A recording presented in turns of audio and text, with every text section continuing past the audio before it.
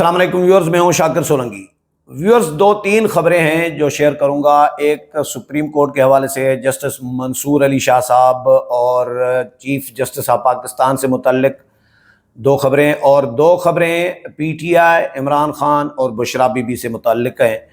ایک تو بشرا be be کی پہلی خبر یہ ہے کہ بشرا بی بی رہا ہو گئی ہیں۔ 9 مہینے جیل میں گزارنے کے بعد، جیل میں 9 مہینے نہیں گزارے بلکہ کچھ عرصہ جو ہے بنی گالہ میں بھی گزارا، سب جیل قرار دیا گیا تھا۔ اس کے بعد پھر خود ہی بشرا بی بی نے کہا کہ جی مجھے جیل منتقل کیا جائے، پھر ان کو جیل منتقل کیا گیا تھا۔ کل اسلام آباد ہائی کورٹ نے ان کی ضمانت منظور کر لی تھی اور رہا کرنے کا حکم دے دیا گیا تھا، لیکن کل وہ رہا نہیں ہو سکی تھی۔ جو کارروائی تھی رہائی کی وہ کمپلیٹ نہیں ہو سکی تھی۔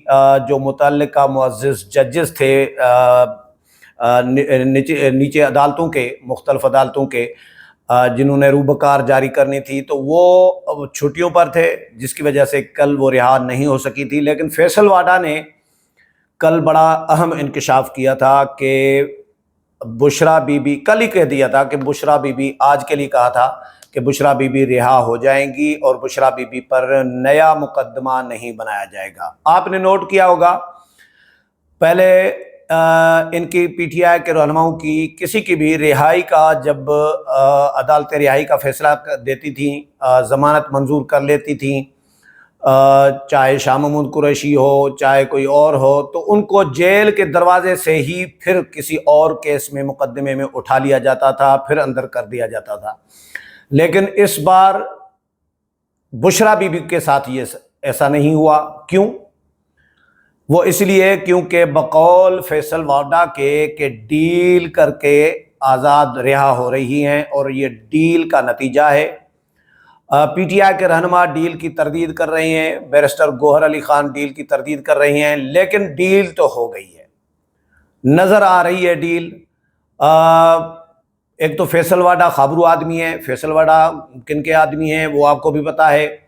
فیصل واڈا ایڈوانس میں خبریں جو دے رہے ہوتے ہیں وہ سچ ثابت ہو رہی ہوتی ہیں۔ ایک تو یہ اس کی علامت ہے اس خبر کی سچائی کی۔ دوسرا، پی ٹی آئی کا اپنا رویہ، پارلیمنٹ میں جو رویہ ہم نے 26ویں آئینی ترمیم کے موقع پر دونوں ایوانوں میں دیکھا، وہ بالکل فرینڈلی اپوزیشن والا۔ یہ بھی نظر آیا کہ بھئی کوئی ہلا گلا، کوئی ہنگامہ، کوئی پیپر نہیں پھاڑے گئے، کوئی دھرنا نہیں تھا، کوئی اسپیکر یا چیئرمین کے ڈائس کا گھیراؤ نہیں تھا، کوئی بڑے پیمانے پر جو گند کرتے تھے پی ٹی آئی والے، ایسا کچھ نہیں کیا۔ دونوں ایوانوں کو سموتھلی چلنے دیا گیا۔ تو یہ بھی انڈیکیٹ کر رہا ہے کہ پی ٹی آئی نے ڈیل کر لی ہے، اور ڈیل کے نتیجے میں ہی بشرا بی بی جو ہے وہ آج رہا ہوئی ہیں۔ اور اس کے علاوہ عمران خان کی ملاقاتیں بھی شروع ہو گئیں۔ عمران خان کی ملاقاتیں 17 اکتوبر کو ایس سی او کے اجلاس کی وجہ سے ملاقاتیں بند کر دی گئی تھیں، کیونکہ عمران خان پش کر رہے تھے، پریشرائز کر رہے تھے رہنماؤں کو کہ جاؤ احتجاج کرو، ایس سی او کو خراب کرو، ایس سی او کو سبوتاج کرو۔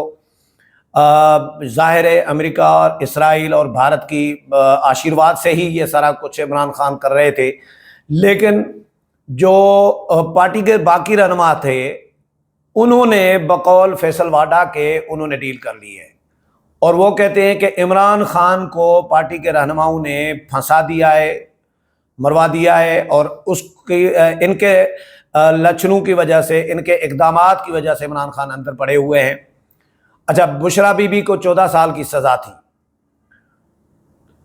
توشہ خانہ کیس میں، پھر توشہ خانہ کیس 2 بنا، لیکن وہ 9 مہینے کے بعد وہ رہا ہو کے گھر پہنچی ہیں، بنی گالہ پہنچی ہیں۔ تو عمران خان کو بھی سزا تھی۔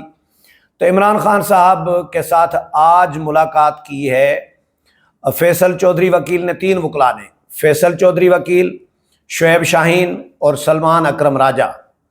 انہوں نے اسلام آباد ہائی کورٹ میں توہین عدالت کی بھی درخواست دی ہوئی تھی، وہ بھی کیس چل رہا ہے۔ اور پھر اسلام آباد ہائی کورٹ میں آج عمران خان کو پیش کرنا تھا۔ یہ معزز عدالت نے اسلام آباد ہائی کورٹ نے کہا تھا کہ پیش کیا جائے، لیکن وکلاء نے درخواست دی ہوئی تھی، کوئی وکلاء نے کہا کہ ہمیں ملاقات کی اجازت دلوائی جائے۔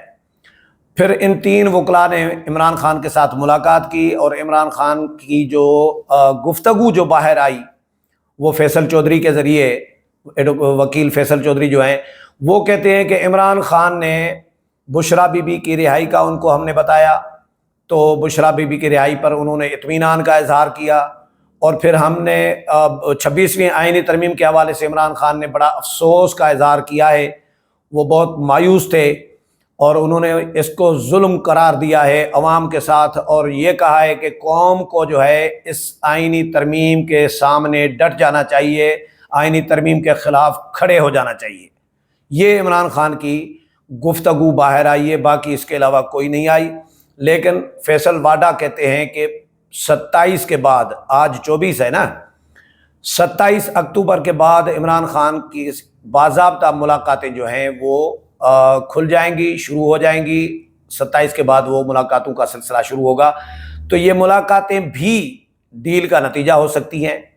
عمران خان پر سختیاں بڑھیں گی، فیصل واڈا کے بقول کہ سختیاں مزید بڑھیں گی، لیکن ملاقاتیں بھی چلتی رہیں گی۔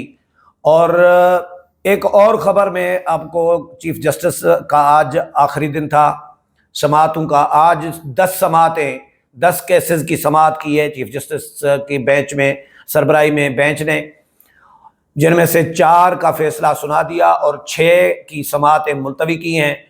کل 25 تاریخ ہے، آخری دن ہے چیف جسٹس کا، کل وہ ریٹائر ہو جائیں گے۔ پرسوں 26 کو نئے چیف جسٹس آف پاکستان جو ہیں جسٹس یحییٰ آفریدی، وہ حلف اٹھائیں گے اپنے عہدے کا۔